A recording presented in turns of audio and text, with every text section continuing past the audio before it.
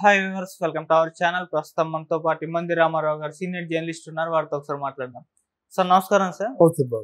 Sir Telugu Desam అధిష్టానం అయ్యన్న పాత్రుడి గారిని speaker గా సెలెక్ట్ చేసుకుంది అని చెప్పేసి కొన్ని వార్తలు రావడం మనం చూస్తున్నాం సార్. మరి స్పీకర్ గా అయ్యన్న పాత్రుడు ఎలా ఉంటుంది, మీ ఒపీనియన్ సార్ దీనిపై? మరి వార్తలు నిజం ఉందంటారా సార్?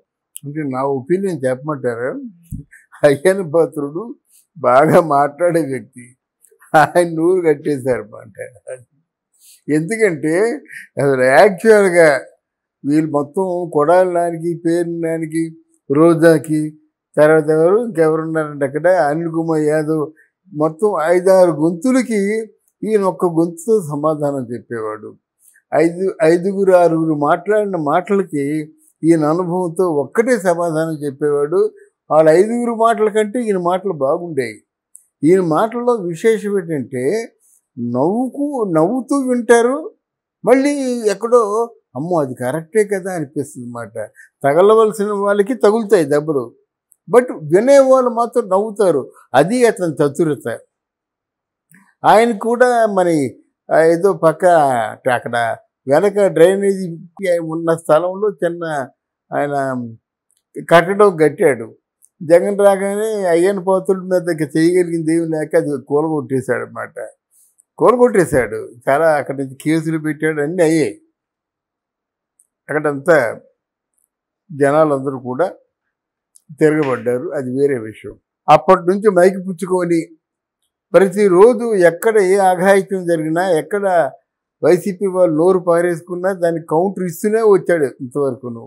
అలాగా తెలుగుదేశం పార్టీకి, జనసేన పార్టీకి వత్తాసు పలుకుతూ కౌంటర్ ఇచ్చిన వ్యక్తి రఘురామకృష్ణరాజు గారు ఒకరు. వాళ్ళు మర్చిపోకూడదు, ఎందుకంటే మర్చిపోతే చరిత్ర క్షమించదు. అయితే ఇక్కడ మరి దీనికి ఏదో స్పీకర్ పదవి ఇస్తారనే వార్తలు వస్తున్నాయి. ఆయనకి ఏదైనా మంచి పదవి ఇస్తే బాగుంటుంది. అయితే ఇక్కడ మనం ఆలోచించవలసింది ఇంకోటి ఉంది. వీరికి 5 సంవత్సరాల పాటు మంత్రి పదవులు కాదనుకుంటా ఇవి.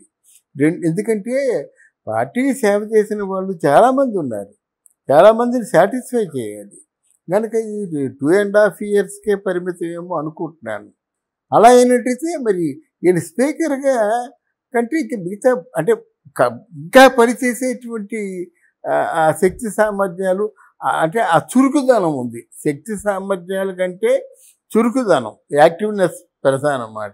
అది ఆయనలో ఉంది. కాబట్టి ఒక చోట కూర్చోబెట్టే కంటే ఆయన ఏదో కొంచెం పనులు పురమాయిస్తే బాగుంటుందేమో అని నా వ్యక్తిగతమైన అభిప్రాయం. అది మా ప్రాంతమే కనుక. ఇకపోయినట్టయితే అయ్యన్న పాత్రుడి గురించి మనం చెప్పుకోవాలి. He was a very sincere and serious leader.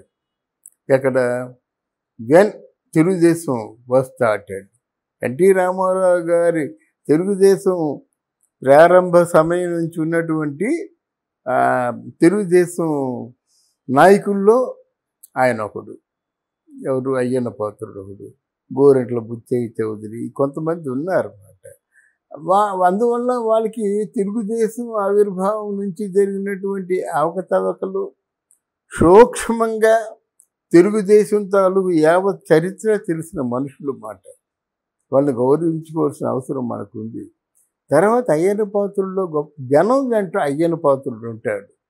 ఎందుకంటే జనం వచ్చారు కదా, సహజంగా ప్రజలకి అందుబాటులో, అంటే పదవిలో ఉన్నా పదవిలో లేకపోయినా అందుబాటులో ఉంటాడు. ఒకటి. మూడోది ఏంటంటే కొంతమంది హైఫైగానే బ్రతకడానికి ప్రయత్నం చేస్తారు, తప్పు లేదు.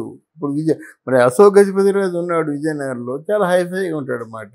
2-3 చెక్ చేసిన తర్వాత ఆ పేరుని కన్ఫర్మ్ చేస్తే ఆ పేరునేమో వాళ్ళ కూతురు చూసి రమ్మంటే మనం వెళ్ళాలి. దీనికి అలా కాదు.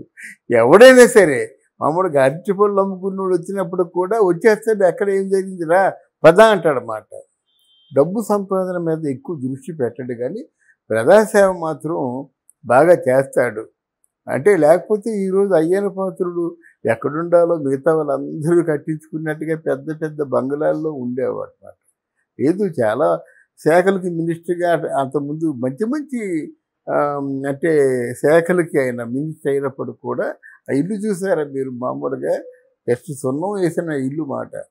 భారీగా ఇల్లు కట్టారు. ఒక 300 గజాలు 400 గజాల్లో ఇల్లు కట్టుకున్నారు. మన పల్లెటూరులో పాత ఇల్లు ఉంటుంది కదా, అలా ఉంటుందన్నమాట. కొంచెం వెడల్పుగా ఉంటుంది. అంటే ఆయన వ్యక్తిత్వం గురించి చెప్తున్నాను అన్నమాట. అంటే ఏమిటి, స్వార్థం ఎక్కువ లేకుండా. గురజాడ కూడా అదే చెప్పాడు కదా, సొంత లాభం కొంత మానుకు అని చెప్పాడు కదా. ఆ గురజాడ మాటని సరిపోయేలాగా ఉంటారు వీళ్ళు. ఇంకా పెళ్ళం పిల్లలు ఉన్నవాళ్ళు, పెద్ద కుటుంబం ఉన్నవాళ్ళు ఆ కుటుంబాన్ని పోషించుకోరు కదా. కానీ ప్రజల కోసం పాటుపడేటువంటి నాయకుల్లో మనకి అయ్యన్న పాత్రుడు ఒకడు. ఓకే. అయ్యన్న పాత్రుడు గారు కాకుండా ఇంకెవరన్నా స్పీకర్ గా ఎవరు సూట్ అవుతారు సార్ మీ ఒపీనియన్ లో? అంటే చాలా మంది పేర్లు వినిపించారు. మన రఘురామకృష్ణరాజు గారి పేరు కూడా ఆ మధ్య వినిపించింది. అక్కడ స్పీకర్ పోస్ట్కి రఘురామకృష్ణరాజు గారు యాక్సెప్ట్ చేస్తే ఆయన మించిన వాళ్ళు ఎవరు లేరండి. అంటే speaker should have the knowledge of the constitution. చట్టం తాలూకు పరిధులు, చట్టం గురించి అంటే పరిపూర్ణంగా కాకపోయినా మొత్తం 3/4 తెలిసినా పర్వాలేదు అన్నమాట. ఎందుకంటే వాళ్ళ నాయకులు మాట్లాడుకుంటున్నప్పుడు ఆయన వాళ్ళని బుల్డోజ్ చేయాలి. ఎలా చేస్తాడు, చట్టంలో సెక్షన్ చెప్పి వాడికి బుల్డోజ్ చేస్తారన్నమాట. మీరు మాట్లాడుతున్న తప్పు, కూర్చోండి అని చెప్పాలి. అలా కాకుండా కూర్చో కూర్చో కూర్చో అంటే బాగుంటుంది. అది ఎందుకు కూర్చోవాలో చెప్పాలి, ఎందుకు అన్పార్లమెంటరీ లాంగ్వేజ్ వాడారు, దీనికి ఏ శిక్ష చెప్పాలి.